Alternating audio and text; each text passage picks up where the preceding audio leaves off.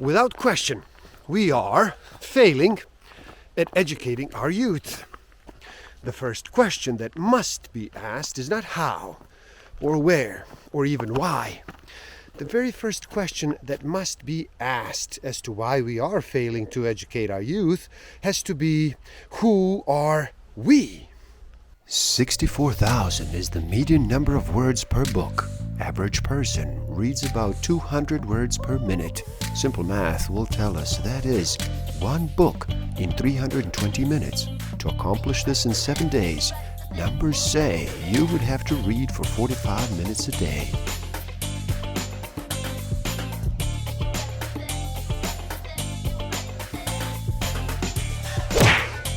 Don't forget to subscribe. Hit that notification button, like, comment, and share. Enjoy. Welcome to the Book of the Week series. Every week, as I read another amazing title, I share it with the world. My name is Igor S.F. Walker. Today we look at School Sucks. Why schools are failing and how we can fix it.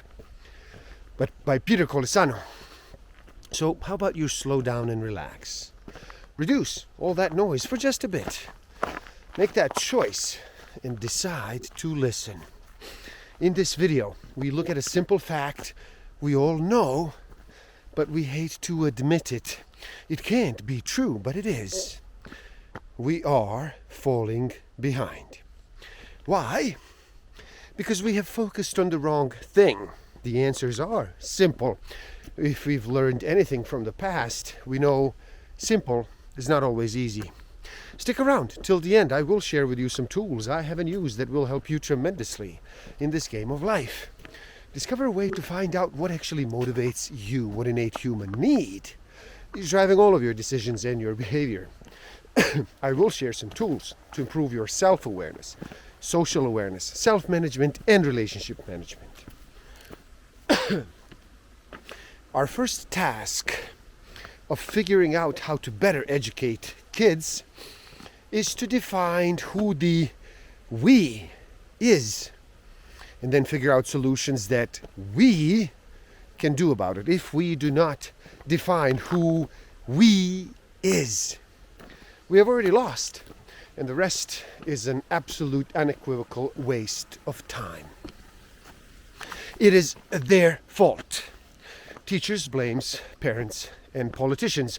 Administrators blame politicians and unions. Politicians blame unions and administrators. Parents blame teachers, administrators, and politicians. Students blame teachers and parents. We are all at fault to a certain degree. We have to identify the problem in a brutally honest way before we can develop and then implement solutions. No one likes to be criticized, but if we accept this criticism, then we can develop strategies to fix the problem. Just acknowledging the problem only places blame and identifies what needs our attention. No good can come out of that. We then have to attack these problems with credible and actionable solutions. Remember, the idea is not to only place blame, but to get to a point where we are no longer a poorly educated society that is becoming more and more dependent. Let's get back to being independent, educated, and prosperous. How exactly do students participate in being part of the problem?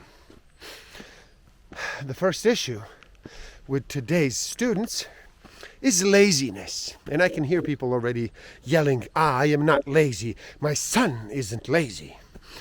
So let me address that first. Yes, you are.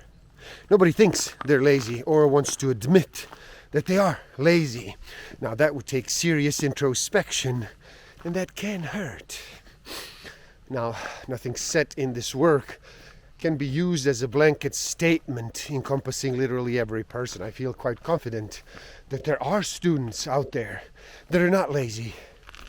But I'm also confident that the overwhelming percentage of students are. Now, I have to give these kids today credit. They are seriously creative when it comes to the creation of quality excuses. I've heard some real beauties. Some of them are so good, I'm left with no choice but to believe them. Students know the right thing to say to get out of things. Students, and even young athletes, have learned that making excuses for shortcomings relieves them of responsibility for that objective.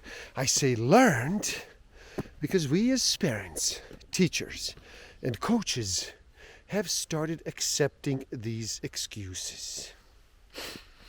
Parents, I'm sorry, but you are a major part of the problem, an all too large part of the problem. I will start this by saying that much of what is wrong with students today is directly attributable to parents' actions during the most formative years. Students, this does not mean that you're off the hook. We're going to talk about personal accountability later, but for now, let's all understand that children are a direct reflection of parents. Yes, it's hard. Yes, it's frustrating. Yes, it gets scary. We have to let that go. We have to deal with what is at hand. Now, what is at hand is the future of our children. And not just their education. They get a view of how the world works from us, their parents. What are we teaching them? We have to be very careful about how we go about this. So let's wake the hell up. Schools are not going to teach your kid how to be a great person. And that is the goal. Not to have a great 4-year-old, but to develop a great person. They're having a hard enough time teaching math, science, and language arts. Nobody, and I do mean nobody, loves your children as much as you do. Nobody has as great of a stake than you do. And nobody can have the tremendous effect you can. So do not waste it. Teachers suck. You are all part of the problem. To deny this fact would be an act of self-delusion. We are so far removed from who we were 25 to 30 years ago, a profession that was once revered as almost angelic, now holds a standing in the public perception somewhere between a politician and a used car salesman. How did this happen? We started paying more attention to our pay, to our benefits, and our contracts than to the job we were doing and how to adjust to changing times. In schools, they take multiple high-stakes tests during the year. Then if the student doesn't pass the test, there are numerous alternatives to the test, preparation to retake the tests, portfolio that is done in lieu of the test. There are even study groups for the test. The test, the test, the test. Teachers are given less and less time to convey knowledge, not just information, but knowledge. You're going to be there anyway.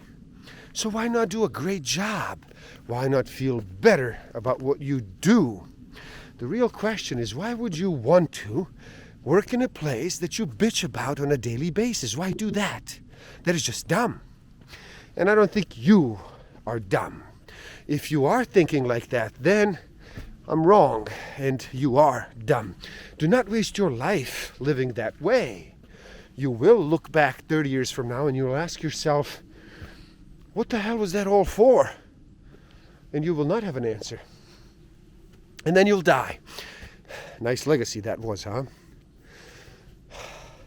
Where unions once defended good teachers who were put in bad positions or being terminated unfairly, a worthy cause, unions now defend the worst teachers amongst us. The union has made it almost impossible to fire these individuals, these insidious leeches, and had in turn allowed good teachers to take the heat for these shitheads.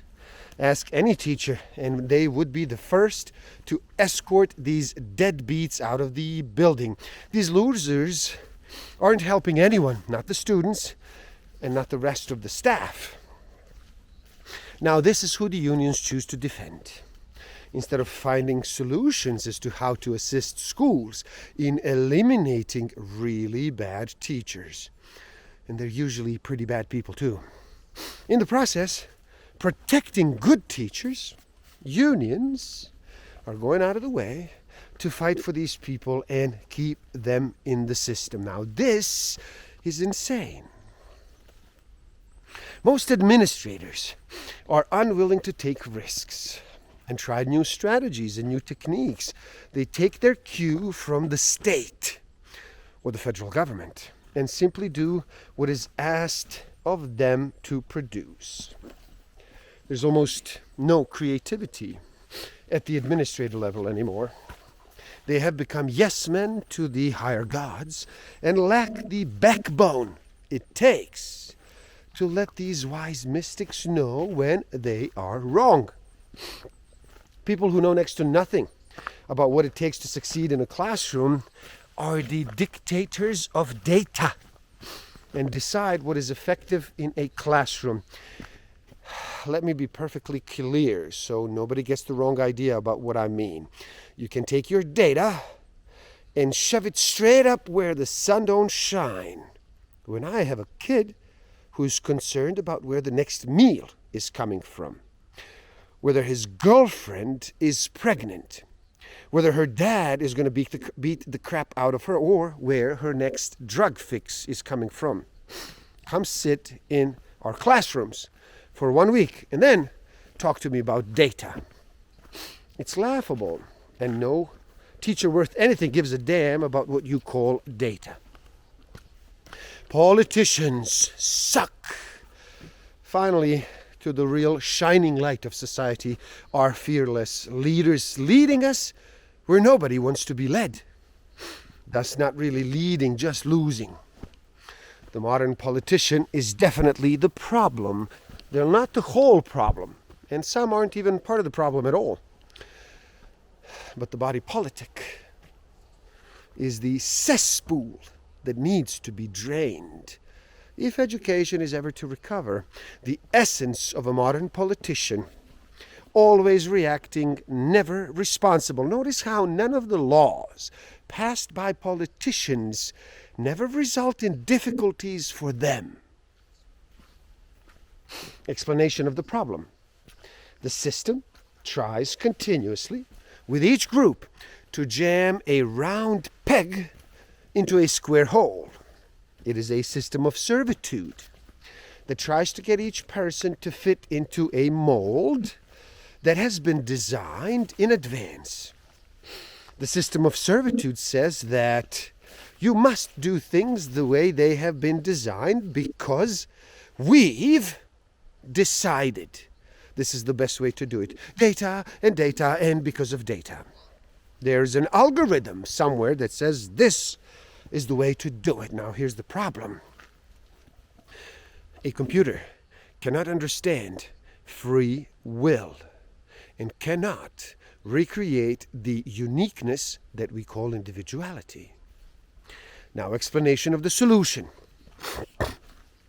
To alleviate what has become an utter disaster, we have to allow each person to be the artist or the unique individual they were born to be. A goose has to fly south for the winter. They never get to decide to stick around or go west or go east. They fly south. Same thing year after year, without exception. Now, humans were granted free will. Thus, the uniqueness of individuality. This is a blessing and a curse. On one hand, it is why we mess up all the time. On the other hand, it's why we continue to make progress and to think and to ponder and to grow. The solution is not to put our individuality in a cage, but to unleash our uniqueness and allow it to bloom and grow and produce. There are 3 character traits that I have found to be most valuable when it comes to success in school: self-discipline, responsibility, and perseverance. Frankly, these are the traits for success in any situation in life. Now, the government must let go of trying to solve every one of everyone's problems and start encouraging them to find their own creative solutions to their vexing issues. Allow them to fulfill their best self by seeking solutions to your own standards on your own. All of the answers politicians currently force in schools originally came from someone else. Now, allow all of those someone else's to develop solutions that they may be able to share someday. Do not be afraid of failure while doing this. If you look through history, almost all great achievements and developments started with massive failures. Character development is how we get them to succeed in life. Once students have a deep and strong foundation built on character, the rest will take care of itself. You want better math results? Teach them self-control. You want better social study results? Teach them responsibility. You want better science results? Teach them perseverance. These traits of the most successful among us will make them better at the individual academic content areas, not more math or science. We are the ones we have been waiting for. Students, you are the solution. Teachers, you are the solution. Parents, absolutely, you are the solution. Unions and administrators, you are the solution. And yes, politicians, you are the solutions. So what do we do now? One of the essential steps in achieving any goal is to figure out what the first or the next step is, and then take it. Do not wait. Decide what the next thing to do is, and take immediate and massive action toward it. You can make adjustments later, but for now, get started. It has been said that a journey of 1,000 leagues starts with a single step. It can be no other way. And there you have it. Schools suck. Why schools are failing and how we can fix it. Please do help out. It is easy. Simply like this video so more people can enjoy it. Share it too and spread the word. Leave a comment and share your thoughts. Subscribe to my channel and stay up to date. And the link to this book is in the description below. So you buy it, read, never stop learning, especially learning about yourself and nature. So gift yourself by taking the free human needs test on my website and find out what actually motivates you, what innate human need is driving all of your decisions and your behavior. And if you feel you are ready to improve your self-awareness, social awareness, self-management, and relationship management even further, then do check out my Master of Life Awareness program. Links are in the description below. Thank you. Love and respect.